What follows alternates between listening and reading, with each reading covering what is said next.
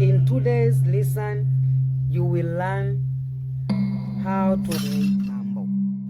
Not all, but you can greet someone for uses and formal greetings. For to say mambo, mambo in Swahili, but in English like hi. Mambo answer nzuri. Mambo another answer safi.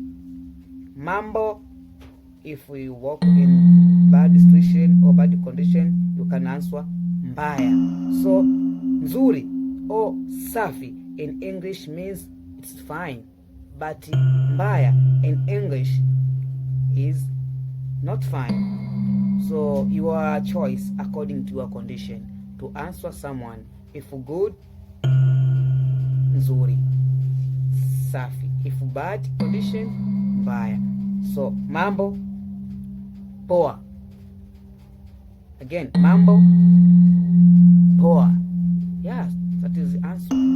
It's fine. Poa, fine, cool. Yes. In English, cool. In Swahili, poa. Mambo, poa. Mambo, mazuri.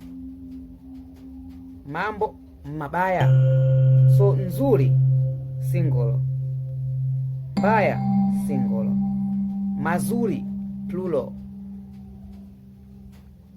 Many things is good. Mabaya, many things is bad. That is Swahili. Swahili is a good language. And I know very well about Swahili because I was born in Tanzania. Tanzania is the mother of Swahili. And I speak it since childhood. So I know every formula of Swahili. So welcome in Tanzania. Don't forget to tell me you watch this video from which country. Follow me in other social media like Instagram and TikTok. And don't forget to subscribe this YouTube channel. Learn Swahili with Teacher Nyange. Bye. Kwaheri. In Swahili you say kwaheri. In English, bye. In Swahili, kwaheri.